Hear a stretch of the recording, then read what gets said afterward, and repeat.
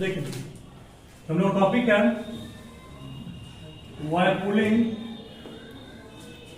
A roller is easier than to push. Means कोई roller को pull करना ज्यादा आसान है पुश करने के अपेक्षा। क्या कोई रोलर को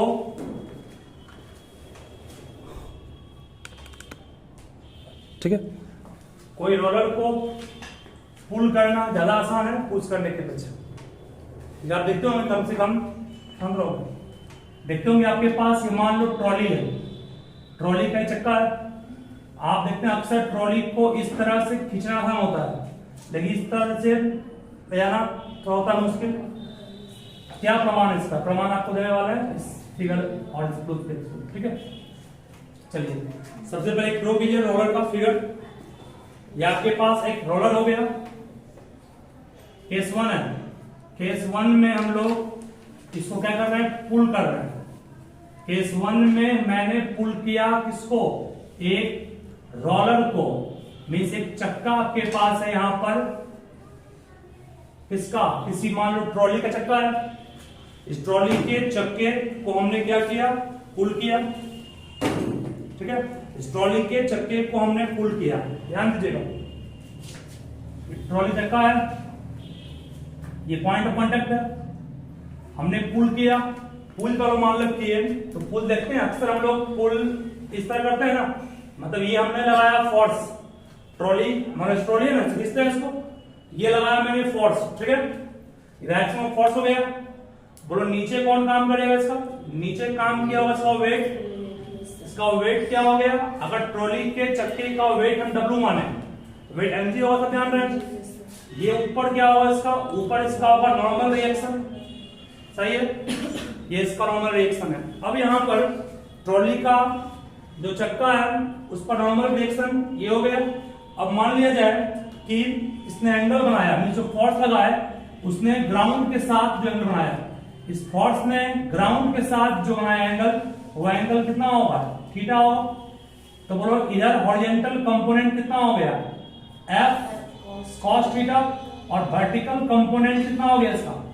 इसका वर्टिकल कंपोनेंट कहोगे सर होगा F sin थीटा, होगा ना। Vertical component F sin theta हो गया। और ट्रॉली ऐसे मूव कर रहा है, इसका मतलब इसमें मूव कर रहा है तो फ्रिक्शन होगा, और फ्रिक्शन कैसा होगा? काइनेटिक, और काइनेटिक फ्रिक्शन को F K कहेंगे। मतलब एक ट्रॉली को आप पुल कर रहे हैं, इन केस ऑफ पुलिंग, पुलिंग वाले केस में आपने जो ट्रॉली को पुल किया, जिस फोर्स से पुल किया ट्रॉली के बैक को, उसका फोर्स F है, और उसने अगर ग्राउंड के साथ, ग्राउंड हो गया, ये पढ़ाया था आपको, ये फोर्स है, ये ग्राउंड है, ये भी ग्राउंड है, ये दोनों एंगल आप लोग सेम होगा ना। तो यहाँ जो एंगल बनता है इसका, वही यहाँ हो क्या? जो एंगल इस लाइन ने, फोर्स ने इस ग्राउंड के साथ बनाया, वही एंगल यहाँ बढ़ेगा ना। इसका मतलब कि आप कह सकते हैं थीटा क्या है? थीटा वो एंगल है जिस एंगल पर फोर्स को लगाया गया ग्राउंड के साथ। और इसको मान लो हम पीछे की एक्सटेंड करेंगे, ग्राउंड बनेगा ना, ये एंगल थीटा इतना ही होगा। ग्राउंड के साथ इसने थीटा एंगल बनाया, किसने? उस फोर्स ने। तो बोलो इसका हॉरिजॉन्टल कंपोनेंट कितना काम किया? F cos theta. तो वर्टिकल काम कितना किया? F sin theta. अब इसका वेट नीचे काम कर रहा है, तो नॉर्मल रिएक्शन भी कहां काम करेगा? ऊपर। ये नॉर्मल रिएक्शन भी क्या माने इसका? R, सही है।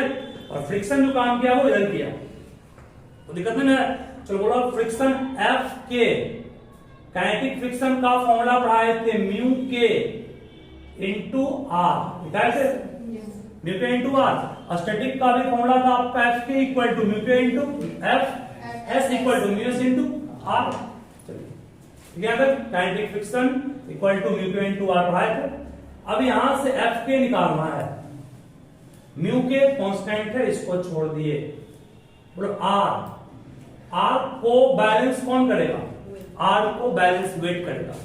तो कहेंगे since reaction is balanced by, since reaction is balanced by what? Weight. क्योंकि रिएक्शन वेट के द्वारा बैलेंस हो रहा है, ऊपर काम किया नेट फोर्स कितना R plus F sine theta, और नीचे काम किया कौन W, R का मान कितना आ गया W minus F sine theta.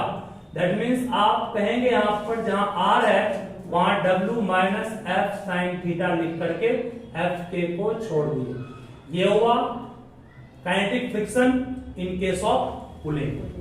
W is weight, F is applied force, theta is angle made by force with horizontal। ठीक है, देखते हैं ना ये केस पुलिंग का होगा। अगर पुश करेंगे आप मान लीजिए तो नेक्स्ट फिगर होगा, नोट पहले करिए इसको, फिर जाएंगे वीडियो बनाइए।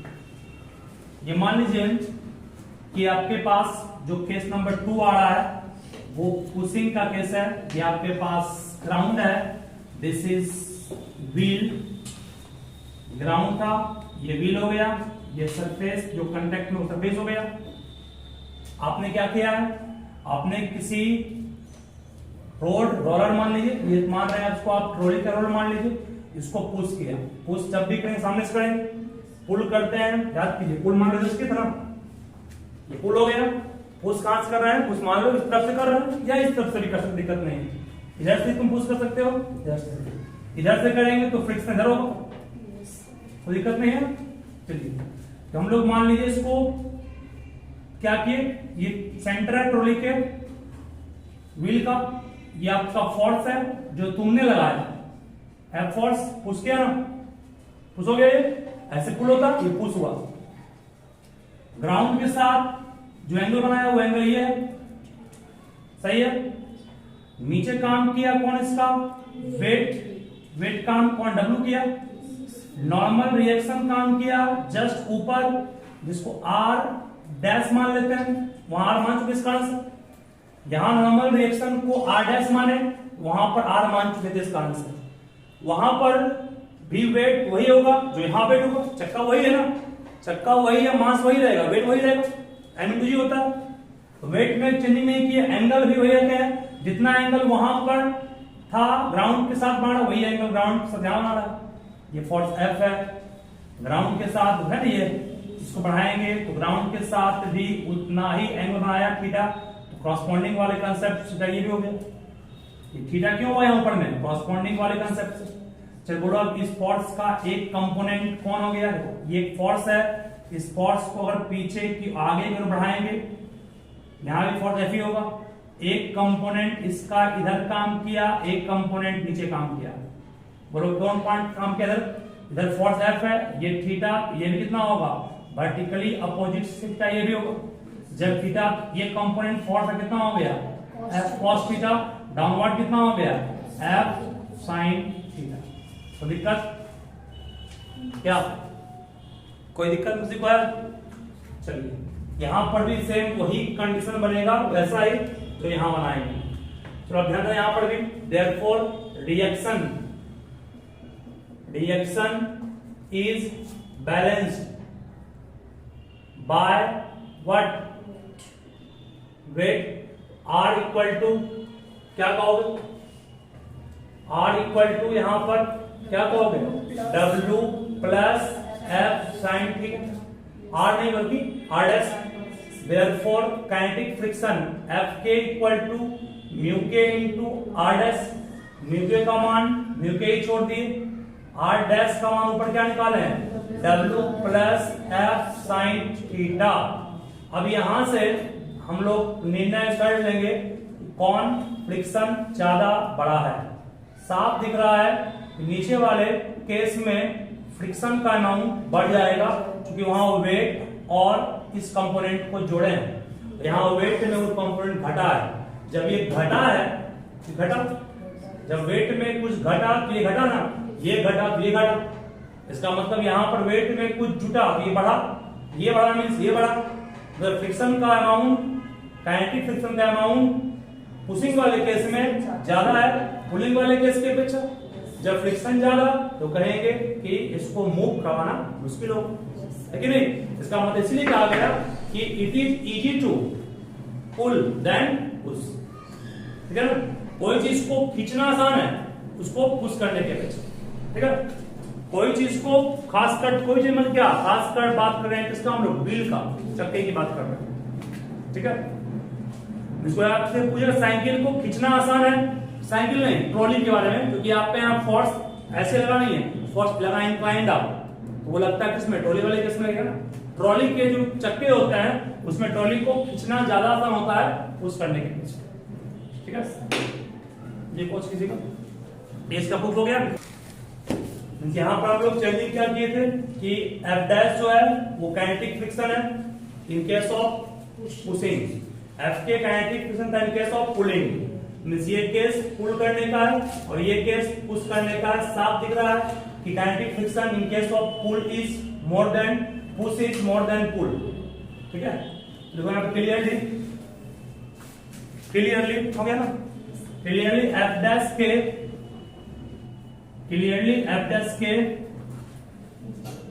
is more than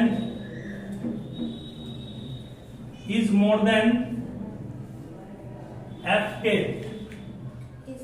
F dash K is more than FK, ठीक है। Hence we can say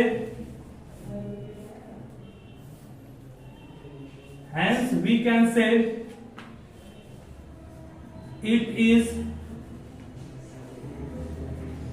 easier to, hence we can say it is easier to, hence we can say it is easier to pull than push, ठीक है। इसलिए हम लोग कहेंगे कोई object को खासकर रोलर को पुश करना मुश्किल है पुल करने के अपेक्षा, ठीक है। चलिए हो गया ना, चलो आगे बढ़ते हैं। फिर नेक्स्ट लगता है सेंट्रीपिटल फोर्स। हम लोग काम किए थे क्या, सेंट्रीपिटल फोर्स पे काम किया है ना, कर चुके हैं, तुम भूल गए हो काम। एक बॉडी को सर्कुलर मोशन में लाने का काम जो फोर्स करता था उस फोर्स को सेंट्रीपिटल फोर्स कहते थे। इसको रिमाइंड इसलिए कर रहे हैं क्योंकि इसका यूज करेंगे आगे प्रॉब्लम में। सेंट्रीपिटल फोर्स याद तो एक बॉडी था, इस बॉडी का मास m था, ये बॉडी मान लो v वेलोसिटी से मूव कर रहा है, तो इस पॉइंट पर उसके वेलोसिटी का डायरेक्शन टुवर्ड्स टेंजेंट होगा। अगर बॉडी ऐसे मूव कर रहा है, बॉडी मूव कर रहा है अगर एंटी क्लॉकवाइज, तो जिस लाइन के अलॉन्ग, इसके सेंटर के अलॉन्ग जो फोर्स काम करता है वही सेंट्रीपिटल फोर्स है। दिखाते इसको एक्सिस है और ये आपका ओरिजिन हो गया, ओरिजिन हो गया ना, सेंटर हो गया इस सर्कुलर पाथ का। तो सेंट्रीपिटल फोर्स का फॉर्मूला पढ़े होंगे, पढ़ाए भी होंगे, याद होगा आपको। Fc equal to mv square by r था, यहाँ r रेडियस है, Fc क्या है, सेंट्रीपिटल फोर्स है। अब Fc को ही लिख सकते हो m इंटू AC लिखाओगे, यहाँ पर AC क्या है, साफ दिख रहा है, AC इंटू सेंट्रीपिटल एक्सीलरेशन के रूप में काम कौन किया, v स्क्वायर बाय r काम किया, ठीक है। आपको ये भी याद होगा कि एंगुलर वेलोसिटी और लीनियर वेलोसिटी में था रिलेशन भी, याद करो। v equal to omega into R लिखा है, s इक्वल टू आपके पास था, x इक्वल टू क्या था, थीटा इंटू आर, उस तरह से a इक्वल टू भी था अल्फा इंटू आर।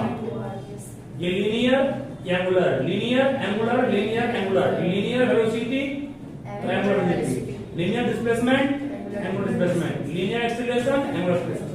तो लीनियर वेलोसिटी और एंगुलर वेलोसिटी के बीच संबंध क्या था, v equal omega into R. जहां v है वहां क्या पुट करेंगे, ओमेगा आर का स्क्वायर बाय कितना r, ओमेगा स्क्वायर इंटू कितना r का स्क्वायर बाय r, क्या कर गया। तो सेंट्रीपिटल एक्सीलरेशन का फॉर्मूला क्या आ गया, omega square into r। That means this is the formula of centripetal acceleration. Therefore we can say centripetal force is equal to what, m into omega square into r, ठीक है। ध्यान रखिए, note कर लीजिए। हाँ